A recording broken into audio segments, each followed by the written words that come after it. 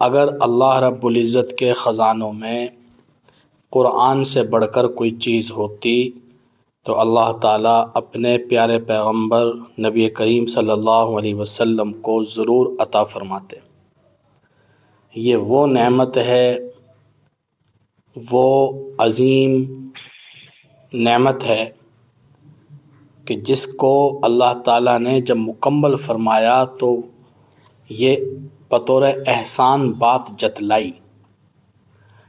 پوری کائنات اللہ رب العزت نے بنائی، کتنی بڑی بڑی نعمتیں عطا فرمائی، لیکن ان کا ایسے تذکرہ نہیں کیا، بطور احسان تذکرہ کیا ہے اللہ تعالیٰ نے حضور صلی اللہ علیہ وسلم کا کہ ہم نے لقد من اللہ علی المؤمنین اذ بعث فیہم رسولا، کہ اللہ نے احسان کیا ایمان والوں پر جب ان میں انہی میں سے ایک رسول بھیجا۔ کتنی بڑی کائنات، کتنا بڑا نظام، احسان نہیں جتلایا، لیکن جب حضور کو مبعوث فرمایا تو احسان جتلایا، بتایا کہ میرا کتنا بڑا یہ انعام ہے۔ دوسرا قرآن، الیوم اکملت لکم دینکم واتممت علیکم نعمتی ورضیت لکم الاسلام دینا، کہ آج کے دن میں نے تمہارے لیے اپنا دین مکمل کر دیا، اپنی نعمت کو مکمل کر دیا۔ دین کی تکمیل نعمت کی تکمیل ہے، دین مکمل کر دیا، میں نے اپنے انعامات مکمل کر دیے اور تمہارے لیے بطور دین اسلام کو پسند کیا ہے۔ اللہ تعالیٰ نے یہ آیت مبارکہ سورہ مائدہ کی آیت نمبر 3 ہے، یہ جب نازل فرمائی، حجۃ الوداع کا موقع تھا، میدان عرفات تھا، جمعہ کا دن تھا، عصر کی نماز کے بعد کا بابرکت وقت تھا۔ حضور صلی اللہ علیہ وسلم اپنی عزبان نامی اونٹنی پر سوار تھے اور تقریباً 1.5 لاکھ صحابہ رضی اللہ عنہم اجمعین جیسی پاکیزہ روحیں موجود تھیں۔ اللہ رب العزت کی انوارات، تجلیات، وہ کیسا خوبصورت منظر، کیسی خوبصورت فضا، اس ماحول میں اللہ رب العزت نے یہ اعلان فرمایا۔ تو قرآن پاک اللہ کی نعمت ہے، سب سے بڑھ کر نعمت ہے۔ عمر کے جس حصے میں بھی اللہ تعالیٰ انسان کو قبول کر لے تو انسان ساری سانسیں اگر اس شکریہ میں، اللہ کا شکر ادا کرنے میں گزار دے کہ اللہ تعالیٰ تو نے مجھے قبول کر لیا، تب بھی انسان اس احسان کا بدلہ نہیں چکا سکتا۔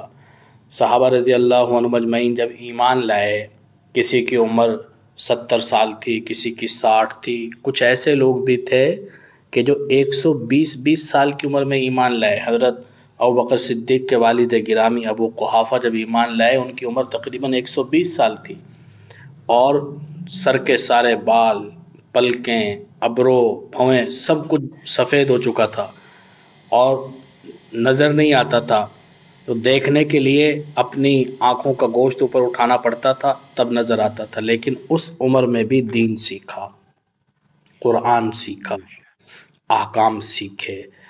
تو ضرورت اس بات کی ہے کہ ہم جب دنیا سے جائیں تو دین سے جڑے ہوئے ہوں، قرآن سے جڑے ہوئے ہوں، طالب علمی کی حیثیت میں جائیں کہ طالب علم جب دنیا سے جاتا ہے تو اللہ تعالیٰ اسے شہادت کی موت عطا فرماتے ہیں۔ یہ بات تو اللہ تعالیٰ کے ہاں مقصود ہی نہیں ہے کہ کس نے کتنا کیا، مقصود یہ ہے کہ کس کی کتنی محنت کوشش تھی۔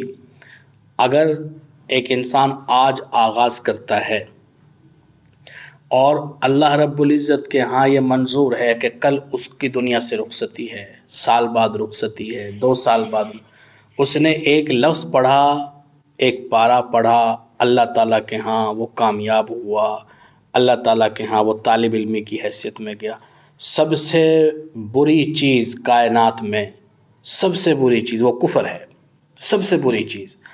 اگر ایک آدمی 1000 سال تک زندہ رہے اور کافر ہی رہے اور مرنے سے پہلے، غرغرے کی کیفیت طاری ہونے سے پہلے موت کا فرشتہ نظر آنے سے پہلے توبہ کر لے، ایمان لے آئے، تو اللہ تعالیٰ کفر جیسی بھیانک چیز کو بھی، کفر جیسی بڑی غلطی کو بھی معاف فرما دیتے ہیں۔ تو اگر ایک انسان مسلمان ہے اور اس سے دین کے بارے میں کوتاہی ہوئی ہے، یا کوتاہی نہیں ہوئی، وقتاً فوقتاً اپنے وقت کے مطابق، اپنی حیثیت کے مطابق لگا رہا، لیکن پھر زندگی کے کسی حصے میں جا کے وہ سوچتا ہے کہ مجھے مستقل بنیادوں پر یہ چیز حاصل کرنی، تو اللہ تعالیٰ کے ہاں قبولیت ہی قبولیت ہے۔ وہاں یہ نہیں ہے کہ آپ 15 سال کی عمر میں کیوں نہیں آئے، 20 سال کی عمر میں کیوں نہیں آئے، اور آپ جو ہے 40 سال کے بعد کیوں آ رہے ہیں، 50 کے بعد نہیں۔ اللہ تعالیٰ کے ہاں طلب دیکھی جاتی ہے۔ اللہ یجتبی الیہ من یشاء ویہدی الیہ من ینیب۔ دو ہی طریقے ہیں ہدایت کے۔ قرآن پاک میں اللہ نے واضح فرما دیا کہ یا تو اللہ تعالیٰ زبردستی کسی کو کھینچ لیتے، اس کی طلب نہیں ہوتی، چاہت نہیں ہوتی، اللہ تعالیٰ کھینچ لیتے ہیں۔ حضرت عمر نے ایک لمحے بھی نہیں سوچا تھا کہ میں ایمان لے آؤں، مسلمان نہیں ہونا چاہتے تھے، اللہ تعالیٰ نے اجتبا فرمایا، زبردستی کھینچ لیا۔ حضور صلی اللہ علیہ وسلم کو مجتبی کہا جاتا ہے کہ اللہ نے چن لیا، کھینچ لیا، نبوت کے لیے، نبوت کے لیے اللہ تعالیٰ نے ان کو چن لیا۔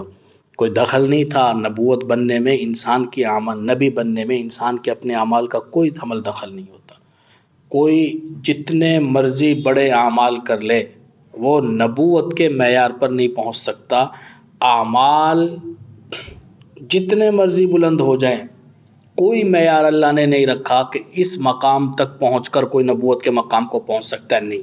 یہ خاص اللہ رب العزت کا اپنا انتخاب ہے، جس بندے کو منتخب فرمائیں، اور وہ بھی اب مکمل ہو چکا۔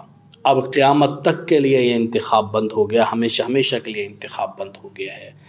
تو اللہ تعالیٰ جس کو چاہتے ہیں اپنی طرف کھینچ لیتے ہیں، جیسے حضرت عمر کو کھینچا۔ بہت سے واقعات ہیں۔ فضیل بن عیاض رحمہ اللہ ایک لڑکی پر عاشق تھے، اور اس سے پہلے ڈاکے بھی ڈالتے تھے، چوریاں کرتے تھے۔ ایک دن اس لڑکی کے ہاں دیوار پھلانگ کے جانے لگے، رات کا وقت تھا، آخری پہر تھا، کانوں میں آواز آئی، ایک بندہ خدا قرآن کی تلاوت کر رہا تھا، الم یأن للذین آمنوا ان تخشع قلوبہم لذکر اللہ، کیا ابھی تک وہ وقت نہیں آیا ایمان والوں کے لیے کہ ان کے دل اللہ کی یاد سے ڈر جائیں؟ بس وہیں سے پلٹے اور کہا یا بلا یا رب قد آن، بلا یا رب قد آن، اے رب وہ وقت آ گیا، اے رب وہ وقت آ گیا، ہاں وہ وقت آ گیا۔ بس یہ کہا، اور پھر ایسے تائب ہوئے، ایسی معافی مانگی اللہ تعالیٰ سے کہ اب ان کا شمار بزرگان دین کے اعلیٰ ترین طبقے میں ہوتا ہے، علماء کرام میں، بزرگان دین میں، اور صالحین کے اعلیٰ درجے میں اب ان کا شمار ہوتا ہے۔ تو انسان کو اللہ تعالیٰ کھینچ لیتا، وہ تو برائی کرنے جا رہے تھے لیکن اللہ نے کھینچ لیا۔ اور دوسرا طریقہ وَيَهْدِي إِلَيْهِ مَن يُنِيبُ، کہ اللہ تعالیٰ طلب پر عطا فرماتے ہیں، جو آدمی طلب کرتا ہے اللہ تعالیٰ اس کو ہدایت عطا فرماتے ہیں۔ تو اللہ رب العزت نے آپ کو قبول فرمایا، اور ایک ہمیں یہ توفیق عطا فرمائی کہ ہم قرآن پاک کو ترجمہ اور تفسیر کے ساتھ پڑھیں۔